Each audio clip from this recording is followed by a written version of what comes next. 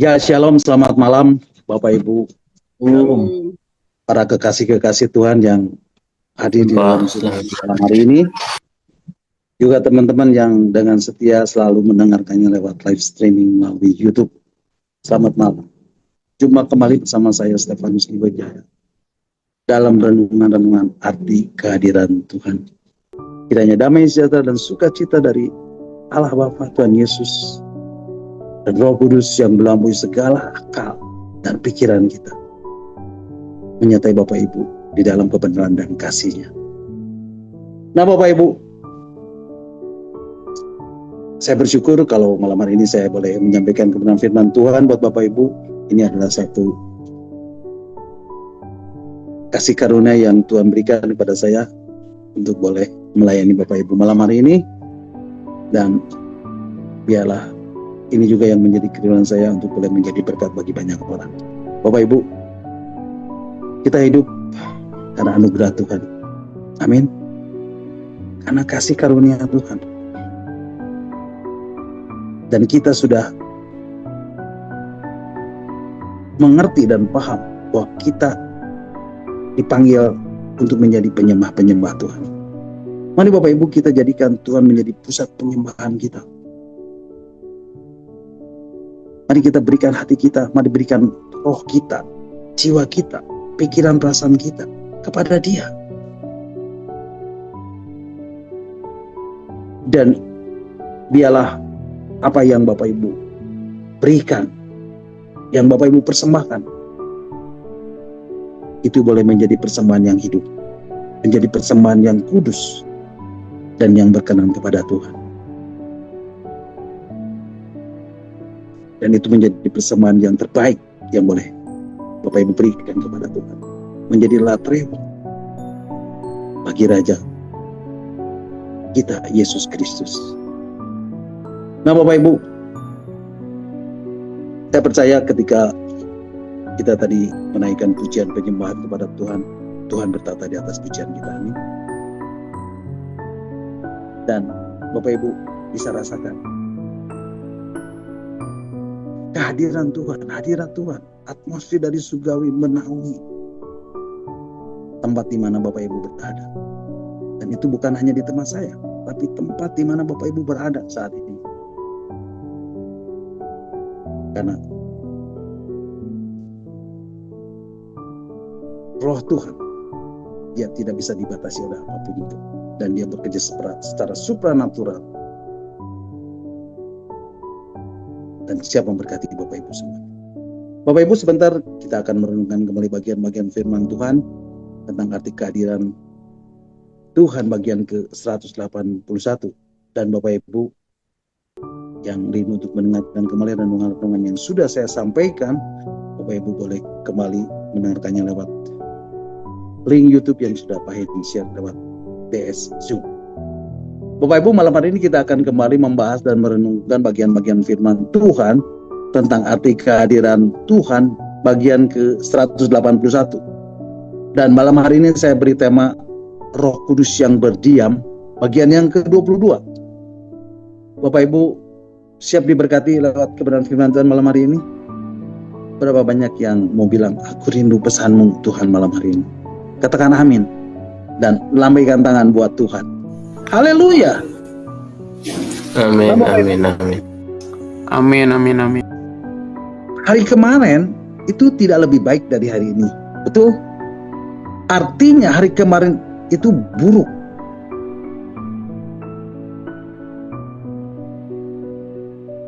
Dan hari ini tuh lebih buruk. Artinya hari ini tuh lebih jahat dari kemarin. Dan ini Alkitab yang mengatakannya. Di dalam surat Efesus pasal 5 ayat yang ke-16. Firman Tuhan mengatakan, mari Bapak Ibu kita akan membacanya. Surat Efesus pasal 5 ayat yang ke-16. Ya, surat Efesus pasal 5 ayat yang ke-16. Demikianlah firman Tuhan. Dan pergunakanlah waktu yang ada. Karena hari-hari ini adalah jahat. Bapak Ibu, firman Tuhan mengatakan apa? dan pergunakanlah waktu yang ada.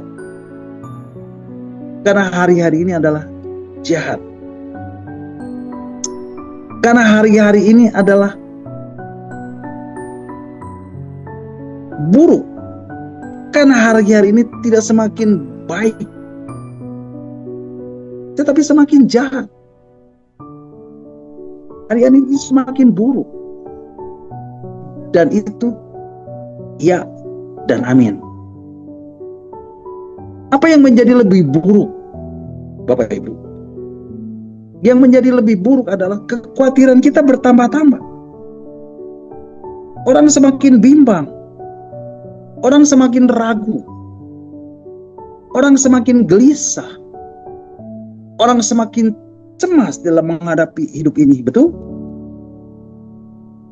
Ketika datang kekeringan akibat kondisi cuaca yang tidak menentu. Ketika keadaan dunia menjadi tidak menentu. Ketika terjadi perang di mana-mana. Ketika terjadi perang dagang. Ketika datang aniaya. Ketika datang penderitaan. Dan ketika semua itu hadir dalam hidup Bapak Ibu, maka itu akan memunculkan dan menimbulkan yang namanya kegelisahan. Maka itu akan memunculkan dan menimbulkan yang namanya kebimbangan. Maka itu akan memunculkan dan menimbulkan yang namanya keraguan. Maka itu akan memunculkan dan menimbulkan yang namanya kecemasan. Dan ketika itu terus bergulir di dalam hidup Bapak Ibu, maka itu akan mengundang kekhawatiran. Dan semakin lama, dan semakin lama.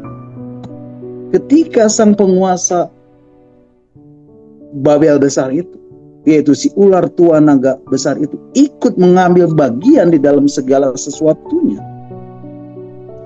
maka itu akan mendatangkan ketakutan dan akan berujung kepada kebinasaan. Dan itu semua artinya hidup Bapak Ibu menjadi sia-sia. Hidup Bapak Ibu menjadi percuma. Hidup Bapak Ibu menjadi kosong. Ketika si ular tua naga besar itu, sang penguasa Babel besar itu, si jahat itu tidak lagi bertanggung jawab atas perbuatannya. Dan sedikit demi sedikit dia meninggalkan Bapak Ibu dari seluruh sirkumstansi kehidupan dunia ini. Maka apa yang akan terjadi Bapak Ibu? Alkitab menuliskan di dalam kitab Wahyu pasal 20 ayat 12 sampai 14. Mari Bapak Ibu kita akan membacanya. Kitab Wahyu pasal 20 ayat 12 sampai ke 14. Kitab Wahyu pasal 20 ayat 12 sampai ke 14. Firman Tuhan mengatakan, dan aku melihat orang-orang mati, besar dan kecil, berdiri di depan tahta itu. Lalu dibuka semua kitab. Dan dibuka juga sebuah kitab lain, yaitu kitab kehidupan. Dan orang-orang mati dihakimi menurut perbuatan mereka, berdasarkan apa yang ada tertulis di dalam kitab itu. Maka laut menyerahkan orang-orang mati yang ada di dalamnya. Dan maut dan kerajaan maut menyerahkan orang-orang mati yang ada di dalamnya. Dan mereka dihakimi masing-masing menurut perbuatannya. Lalu maut dan kerajaan maut itu dilemparkanlah ke dalam lautan api. Itulah kematian yang kedua, lautan api. Bapak Ibu, firman Tuhan mengatakan apa Bapak Ibu? Ayat 12. Dan aku melihat orang-orang mati besar dan kecil berdiri di depan tahta itu. Artinya apa Bapak Ibu? Artinya setiap orang setelah mengalami kematian, Tuhan tidak pandang bulu. Tuhan tidak memandang ukuran, mau besar maupun kecil, mau anak-anak, mau remaja, mau dewasa, mau lansia. Ketika mereka mati, mereka harus mempertanggungjawabkan apa yang sudah mereka lakukan selama hidup di bumi ini. Mereka harus mempertanggungjawabkan apa yang sudah dikatakannya, apa yang sudah dilakukannya selama hidup di dunia ini. Mari Bapak Ibu kita akan membaca ayatnya di dalam surat Roma pasal 14 ayat yang ke-12. Surat Roma pasal 14 ayat yang ke-12.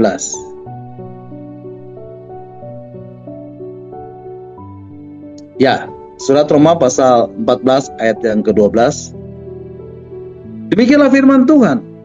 Demikianlah setiap orang di antara kita akan mempertanggungjawabkan tentang dirinya sendiri kepada Allah. Jadi Bapak Ibu, mati itu bukan berarti segala sesuatu sudah selesai. Bukan Bapak Ibu. Setiap tindakan kita di bumi, di dunia yang fana ini, itu memiliki refleksi secara otomatis langsung di dalam kegagalan. Dan firman Tuhan mengatakan Bapak Ibu berdiri di depan tahta itu. Kemudian firman Tuhan mengatakan apa Bapak Ibu? Lalu dibukanya semua kitab. Dan dibuka juga sebuah kitab lain, yaitu kitab kehidupan. Nah Bapak Ibu, tiba-tiba di tengah orang-orang mati itu ada kitab kehidupan. Jadi Bapak Ibu, ketika kita sedang membahas tentang Roh Kudus yang menghidupkan ini, saya mau supaya Bapak Ibu melihat satu realitas yang tidak jauh dari mata kita. Dan ini bahkan merupakan suguhan di dalam kehidupan kita sehari-hari. Bahwa ada orang-orang mati di mana satu hari nanti harus berdiri di depan tahta itu. Harus berdiri di depan tahta itu. Dan ada kitab kehidupan di depannya. Bapak Ibu, dikatakan ada orang mati berdiri di depan tahta itu. Dan ada kitab kehidupan. Apa maksudnya Bapak Ibu? Maksudnya adalah orang-orang mati itu kemudian dihakimi menurut perbuatan mereka. Mereka dihakimi berdasarkan apa yang ada tertulis di dalam kitab itu. Kitab kehidupan ini adalah referensi dari semua perbuatan selama hidup di dunia ini. Kitab kehidupan ini merupakan standar dari kehidupan orang yang telah mereka kerjakan selama ada di bumi ini. Nah, yang saya mau katakan kepada Bapak Ibu adalah nasib dari orang-orang yang mati ini. Firman Tuhan mengatakan apa? Ayat 13 tadi. Maka laut menyerahkan orang-orang mati yang ada di dalamnya. Dan maut dan kerajaan maut menyerahkan orang-orang mati yang ada di dalamnya. Dan mereka dihakimi masing-masing menurut perbuatannya. Bapak Ibu perhatikan. Maut bakal laut, dikatakan apa Bapak Ibu? Laut menyerahkan orang-orang mati yang ada di dalamnya. Dan maut dan kerajaan maut menyerahkan siapa Bapak Ibu? Menyerahkan orang-orang mati yang ada di dalamnya. Dan kemudian apa Bapak Ibu? Dan kemudian mereka dihakimi masing-masing menurut perbuatannya. Dan kalau Bapak Ibu perhatikan ayat ke-14 tadi, dikatakan lalu maut dan kerajaan maut itu dilemparkan ke dalam lautan api. Itulah kematian yang kedua, lautan api. Nah Bapak Ibu, kematian pertama atau mati secara jasmani itu realitas. Mati itu adalah satu kenyataan hidup yang harus kita terima dan dialami oleh semua orang. Tapi yang saya maksudkan adalah kematian kedua, di mana orang mati itu kemudian berdiri di depan tahta. Artinya semua orang mati itu akan bangkit dan akan berdiri dan akan menghadap tahta. Yaitu harus mengalami kematian yang kedua. Nah Bapak Ibu, ketika Adam pada saat di Taman Eden dan dia melanggar perintah Allah, maka Adam kehilangan hidup. Adam mengalami kematian. Itu artinya dia kehilangan hidup secara jasmaninya untuk selama-lamanya. Tetapi Adam tidak langsung mati atau tidak secara langsung mengalami kematian secara jasmani. Ada tenggang waktu yang kemudian dia harus mengakhiri hidup ini. Itu yang disebut mati secara jasmani. Tetapi kematian jasmani ini Bapak Ibu tidaklah terlalu berarti. Tetapi ketika Bapak Ibu melalui kebenaran firman Tuhan malam hari ini, kita tahu satu kebenaran lagi, bahwa orang mati itu satu hari nanti Dikatakan kitab Wahyu pasal 20 ayat 13, ayat yang sudah kita baca tadi. Maka laut menyerahkan orang-orang mati yang ada di dalamnya. Dan maut dan kerajaan maut menyerahkan orang-orang mati yang ada di dalamnya. Dan mereka dihakimi masing-masing menurut perbuatan. Jadi Bapak Ibu, orang-orang mati itu akan bangkit dan berdiri di depan tahta Yahweh Elohim. Di depan tahta putih. Dan Bapak Ibu, akhir dari semua itu adalah penghakiman. Dan itu yang akan berujung dengan kematian yang kedua. Dan ini akan lebih tragis lagi daripada sekedar mati secara jasmani.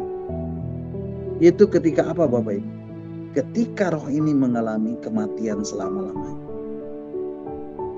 Artinya roh manusia itu putus hubungan selama-lamanya dengan Allah. Jadi Bapak Ibu, ketika kitab kehidupan dibuka di depan tahta itu, yang ada tertulis di dalam kitab kehidupan itu adalah orang-orang yang memiliki hubungan dengan Yahweh Elohim. Amin. Kitab kehidupan itu hanya berisikan orang-orang yang memiliki hubungan.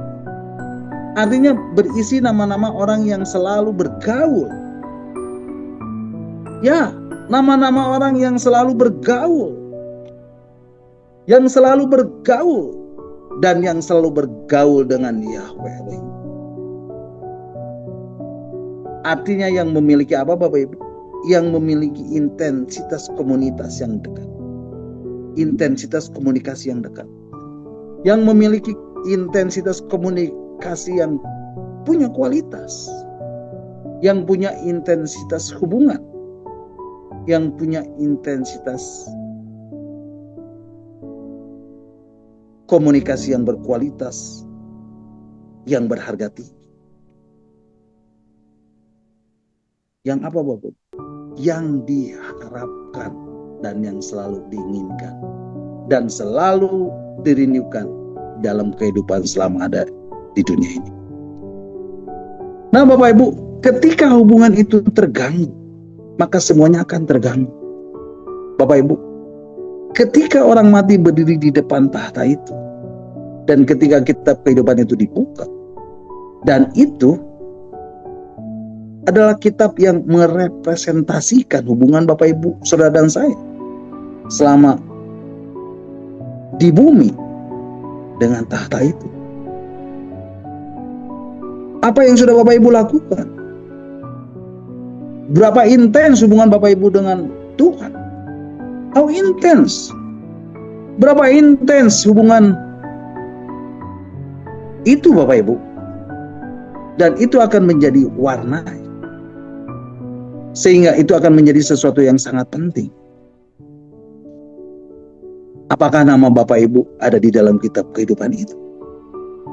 Apakah selama ini ada hubungan yang bernilai tinggi dengan Tuhan?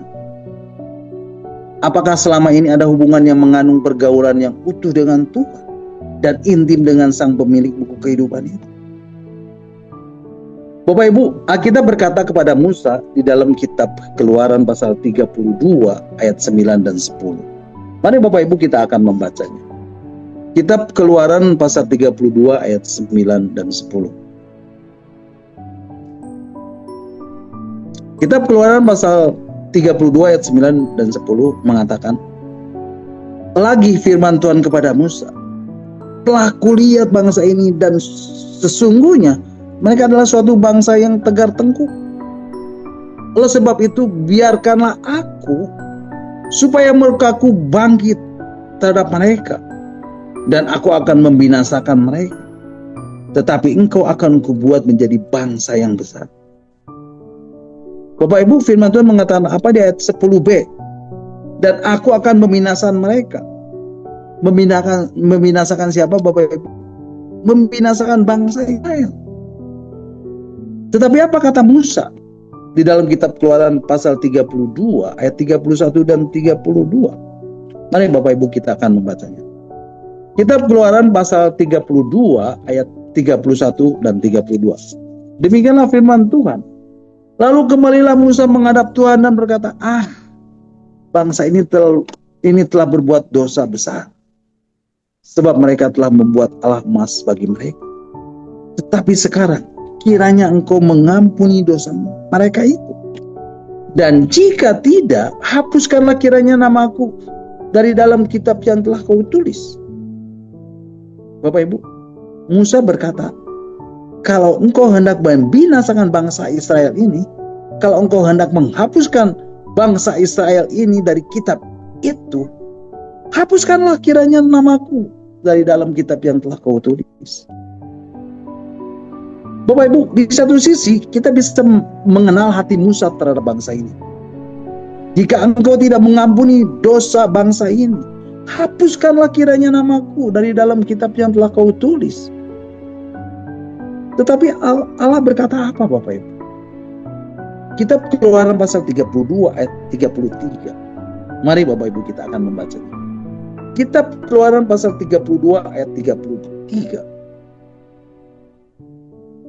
Ya, kitab Keluaran pasal 32 ayat 33. Demikianlah firman Tuhan.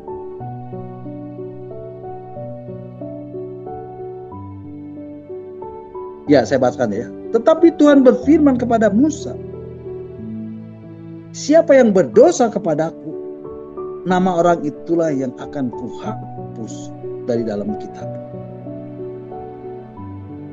Artinya apa, Bapak Ibu? Tuhan berkata, tidak bisa. Siapa yang berdosa kepadaku, nama orang itulah yang akan kuhapus dari dalam kitabku. Dan ini berbicara mengenai apa, Bapak Ibu? Mengenai hubungan. Musa, engkau tidak bisa menggantikan hubunganmu. Bapak Ibu, Tuhan berkata kepada Musa, Musa, ini itu nggak bisa digantikan. Karena ini mengenai hubungan. Jadi Bapak Ibu, ketika Adam pada saat dia ada di Taman Eden melanggar perintah Allah, Adam jatuh ke dalam dosa. Maka hubungan itu terputus dan dikatakan Adam mengalami kematian. Mati, Bapak Ibu. Jadi setiap manusia yang bernafas ini dan tanpa hubungan dengan Tuhan, itu artinya sedang mengalami kematian. Itu sedang mati, Bapak Ibu. Dan manusia ini dikatakan sebagai living dead. Nah, malam hari ini Bapak Ibu, saya ingin memperkenalkan kepada Bapak Ibu dengan satu kalimat mengenai kata living dead ini. Kalimat lainnya adalah tidak ada di dalam kitab kehidupan. Kenapa Bapak Ibu? Karena kitab kehidupan ini berbicara mengenai relationship, mengenai hubungan.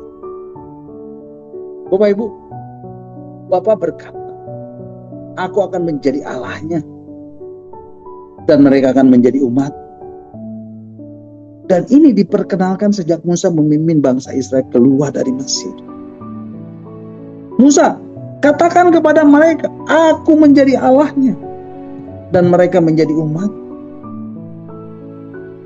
Dan itu sampai di akhir dari cerita langit baru dan bumi baru, bahwa Tuhan mengatakan, aku Allahnya dan kau umat. Bapak Ibu, inilah yang disebut dengan kehidupan. Dan ini berbicara tentang hubungan. Jadi Bapak Ibu, ketika Adam di Taman Eden putus hubungan karena dosa, kitab Yesaya pasal 59 ayat yang kedua mengatakan, mari Bapak Ibu kita akan membacanya. Kitab Yesaya pasal 59 ayat yang kedua mengatakan,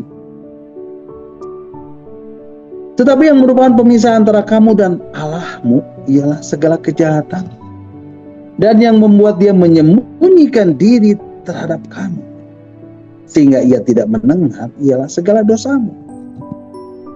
Bapak Ibu, firman Tuhan mengatakan apa, Bapak Ibu? Tetapi yang merupakan pemisah antara kamu dan Allahmu ialah segala kejahatan, dan yang membuat dia menyembunyikan diri terhadap kamu sehingga ia tidak mendengar ialah segala dosamu. Bapak Ibu perhatikan, Di sini ada satu gradasi, dan gradasinya berbeda, Bapak Ibu. Dikatakan, yang menjadi pemisah antara kamu dan Allahmu ialah segala kejahatan. Artinya ketika Bapak Ibu berbuat jahat, maka Bapak Ibu menjadi terpisah dengan Tuhan.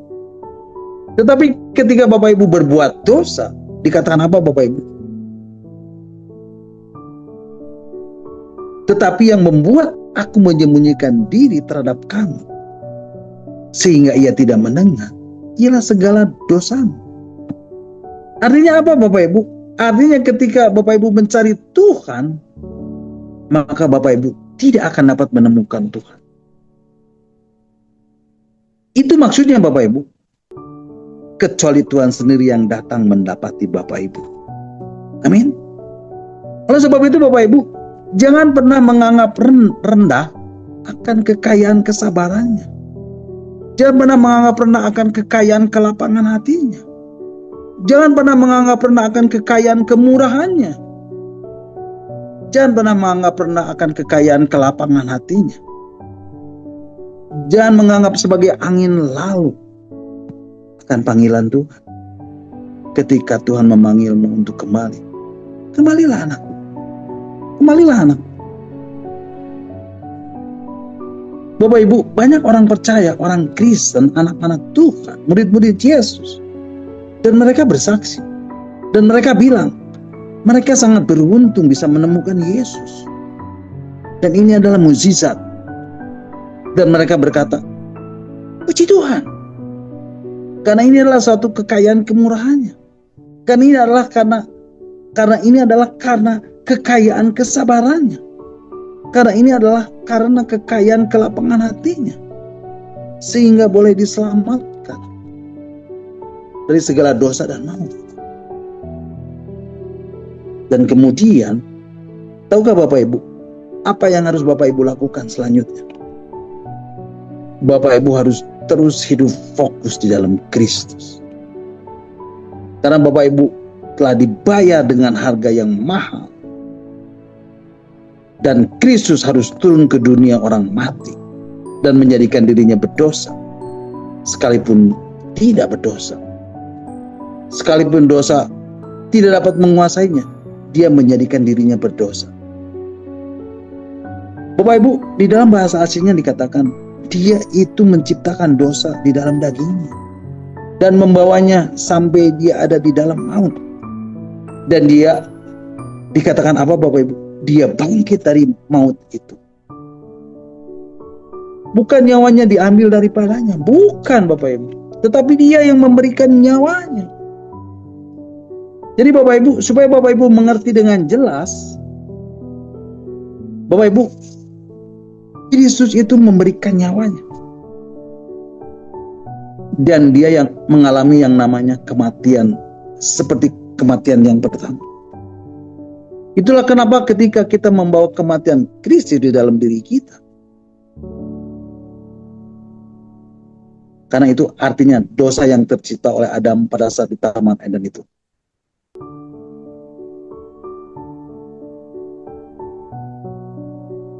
Dan barang siapa taat dan menemukan bahwa Kristus telah menyelesaikan semuanya ini, maka kita dapat merasakan dan mengalami yang namanya Kristus sebagai pokok keselamatan dan sebagai sumber dari keselamatan itu. Bapak Ibu, di dalam surat Ibrani pasal 5 ayat 8 dan 9 dikatakan, mari Bapak Ibu kita akan membacanya. Surat Ibrani pasal 5 ayat 8 dan 9 mengatakan, dan sekalipun ia adalah anak, ia telah belajar menjadi taat dari apa yang telah dideritanya. Dan sesudah ia mencapai kesempurnaannya, ia menjadi pokok keselamatan yang abadi bagi semua orang yang taat kepadanya. Bapak Ibu, firman Tuhan mengatakan apa? Dan sekalipun ia adalah anak, ia telah belajar menjadi taat dari apa yang telah dideritanya. Apa yang telah dideritanya Bapak Ibu? Dia menciptakan dosa dalam dagingnya, supaya Bapak Ibu saudara bisa mengatakan, dialah yang menanggung penderitaan kita. Penderitaan kitalah yang ditanggungnya. Dosa kitalah yang ditanggungnya. Dan sesungguhnya kutuk yang ada di atas kita yang ditaruh di atas kita.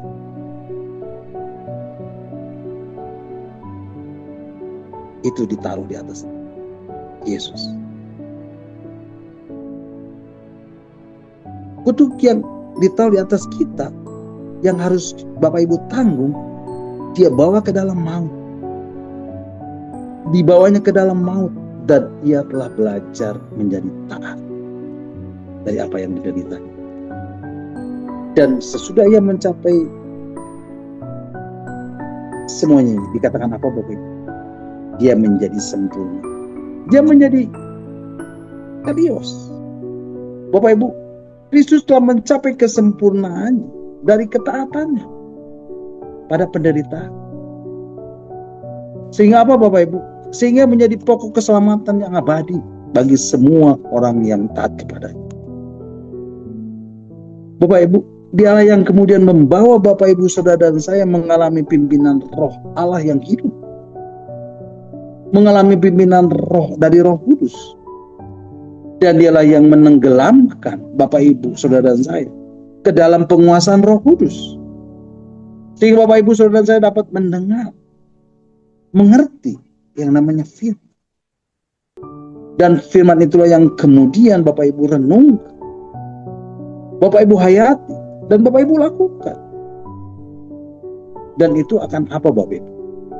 Dan itu akan mengubah cara pandang, mengubah pola pikir, mengubah keseluruhan apa yang ada di dalam roh Bapak Ibu.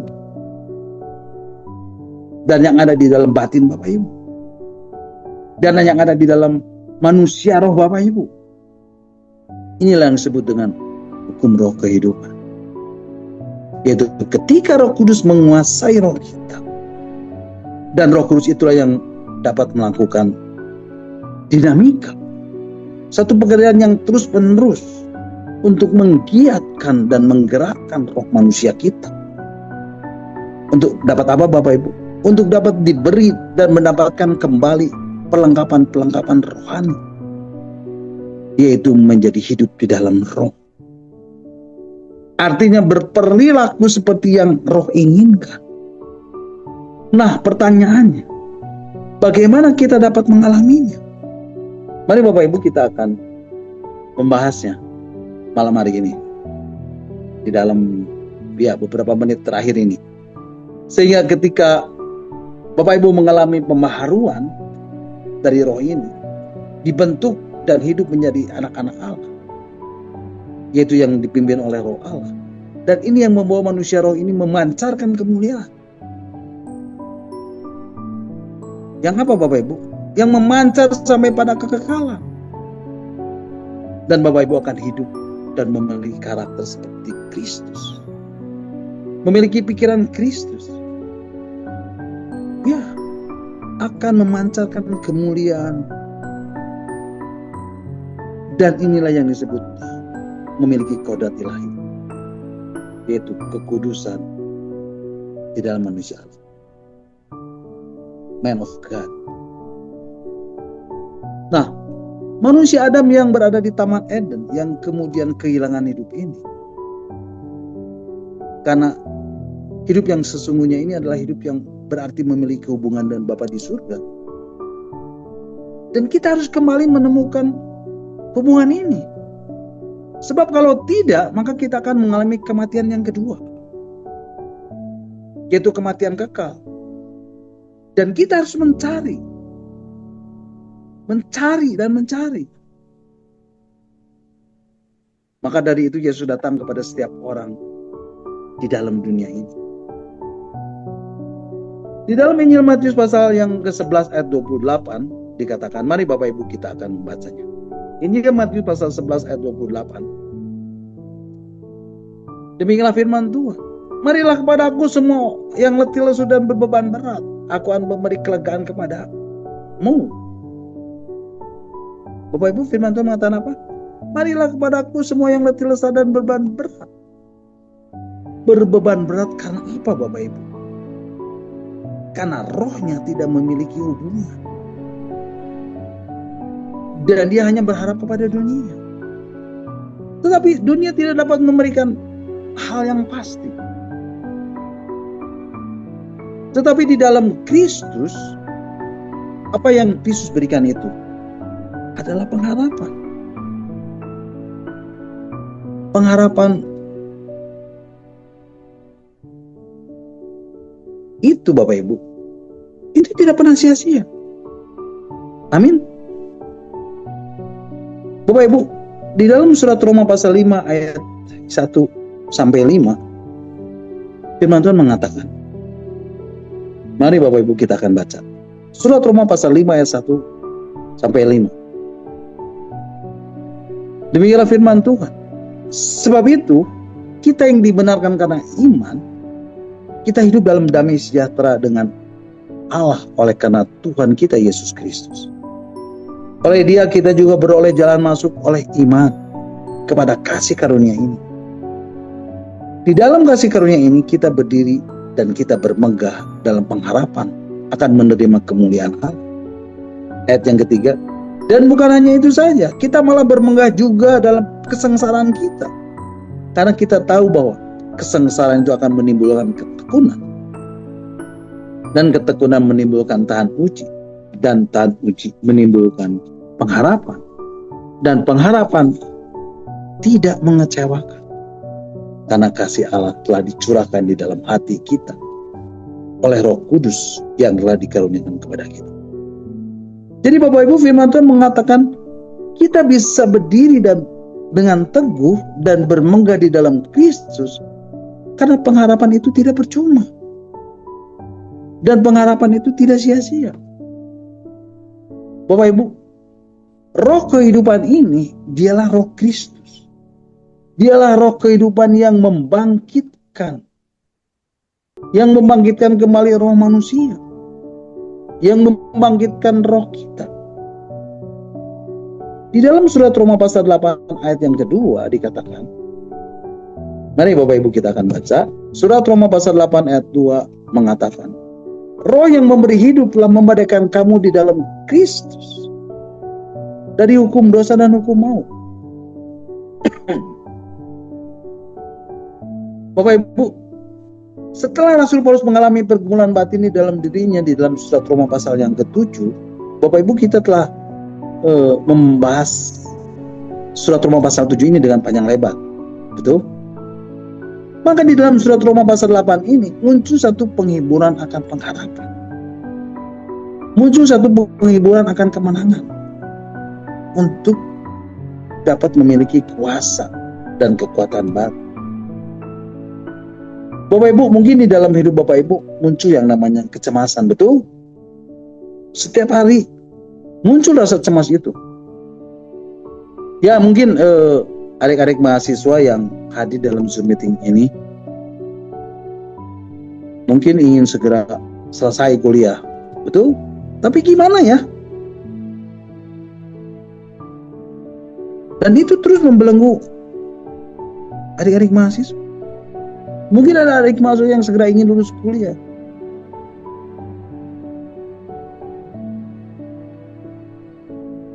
Dan itu akhirnya membawa kita pada kecemasan. Setiap hari muncul rasa cemas. Dan kalau itu terus, dan adik-adik mahasiswa berjuang dengan cara-cara dunia, dengan cara-cara yang terbatas pada pikiran di dalam jiwa, maka engkau akan terkurung dan terbungkus dengan kecemasan. Tetapi penyerahan itu adalah kekuatan dari semuanya. Ketika Bapak Ibu benar-benar di dalam rohmu, di dalam roh yang benar-benar mengenal Kristus, maka engkau akan berkata, apapun yang aku kerjakan, dan aku akan menyerahkan seutuhnya dengan segenap hati kepada Tuhan, maka segala sesuatunya ada di dalam kendali Tuhan. Amin. Bapak Ibu, mari kita labuhkan pengharapan kita kepada Tuhan. Pikiran di dalam jiwa akan membawa Bapak Ibu kepada segala keterbatasan. Jiwa itu menuntun kita kepada keterbatasan. Karena apa Bapak Ibu? Karena hasad di dalam daging yang merupakan tabiat daging, itu akan memberi apa Bapak Ibu? Akan memberi provokasi. Yang membuat apa Bapak Ibu? Yang membuat kita tidak pernah mengalami yang namanya keutuhan daripada keyakinan.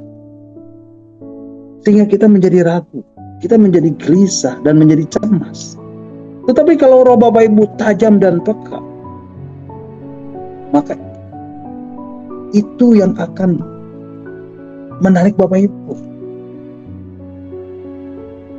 Karena firman itu kuat. Dia adalah firman yang kuat dan tajam, yang menembus setiap dimensi kehidupan. Apapun, sekalipun, walaupun, bagaimanapun hidup Bapak Ibu Saudara dan saya, firman itu kuat dan lebih tajam dari pedang bermata dua. Dia mampu memisahkan, dan dia peka untuk berkata kepada Bapak Ibu, apa yang harus engkau lakukan dan apa yang tidak harus engkau putuskan dan kerjakan. Amin. Ingat Bapak Ibu, ini yang Tuhan sedang kerjakan di dalam diri Bapak Ibu. Dan roh Bapak Ibu harus mengalami dimensi ini. Sehingga Bapak Ibu tidak menjadi letih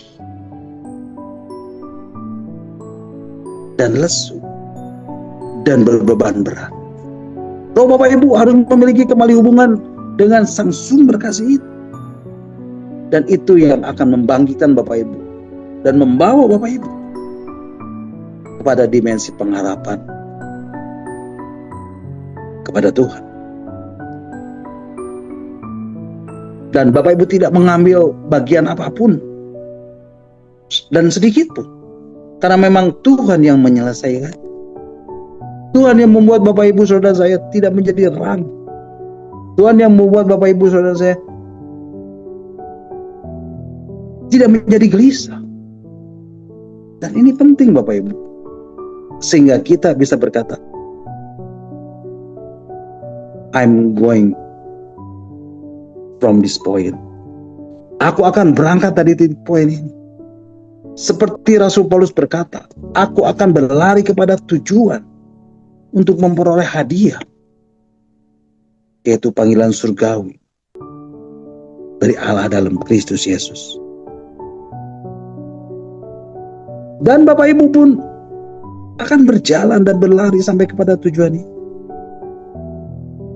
untuk memperoleh hadiah.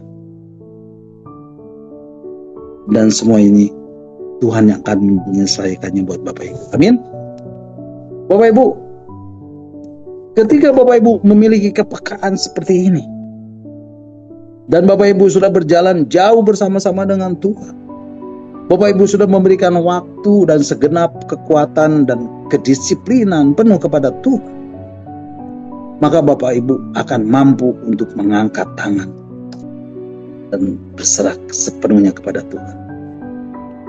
Bapak Ibu, roh yang ada di dalam diri kita, diri Bapak Ibu, harus dihidupkan kembali, harus dibuat menjadi kuat dan tajam, harus dapat mengendalikan pikiran, perasaan dan kehendak, harus dapat mengendalikan jiwa secara keseluruhan. Dan ini adalah area pertandingannya, di mana ada kekhawatiran, ada kegelisahan, ada kebimbangan, ada ketakutan, ada kecemasan. Dan roh Bapak Ibu harus dapat mengambil alih segalanya. Dan ketika Bapak Ibu mulai ragu, Bapak Ibu mulai bimbang, Bapak Ibu mulai gelisah, Bapak Ibu harus speak out. Speak out. Bapak Ibu harus perkatakan kebenaran, karena roh yang ada di dalamku jauh lebih besar daripada roh yang ada di dunia ini. Dan itu maksudnya apa Bapak Ibu? Itu maksudnya roh Bapak Ibu ini itu akan mengendalikan keadaan itu. Itu yang mengendalikan jiwa Bapak Ibu. Kalau anggota tubuh Bapak Ibu sudah mulai ikutan, sudah mulai bilang, nggak apa-apalah, hari ini kamu begini nggak apa-apalah, itu sebenarnya menggelisahkan Bapak Ibu. Kenapa menggelisahkan Bapak Ibu? Karena di dalam diri Bapak Ibu perasaan dan pikiran Bapak Ibu, mulai masuk dan mengambil peran.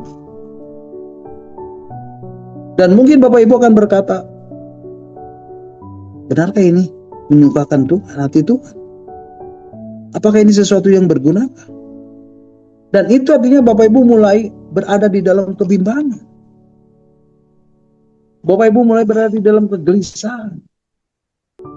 Dan ingat Bapak Ibu, roh itu penurut dan daging lemah. Dan daging itu akan terus memprovokasi keadaan ini. Memprovokasi, dan provokasi itu akan muncul.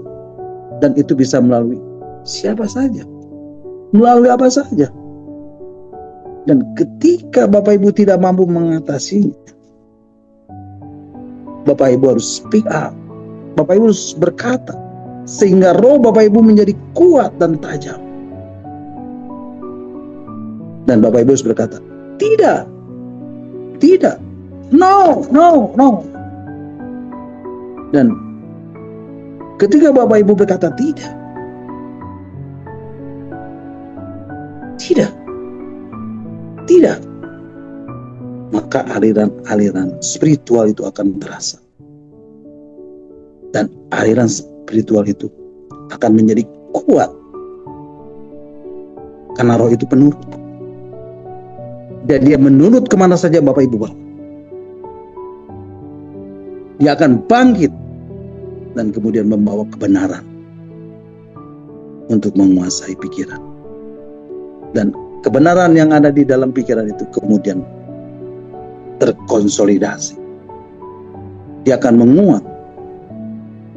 Dan Bapak Ibu akan mampu berkata, sekalipun aku di dalam lembah kekelaman, sekalipun aku ada di dalam the shadow of the darkness, dalam bayang-bayang kegelapan, dalam bayang-bayang kekelaman, ekonomi suram, kepastian tidak kunjung kelihatan. Percayalah Bapak Ibu, kalau kemarin Tuhan menolong Bapak Ibu, maka Tuhan yang sama akan melepaskan Bapak Ibu dari lembah kekelaman. Amin.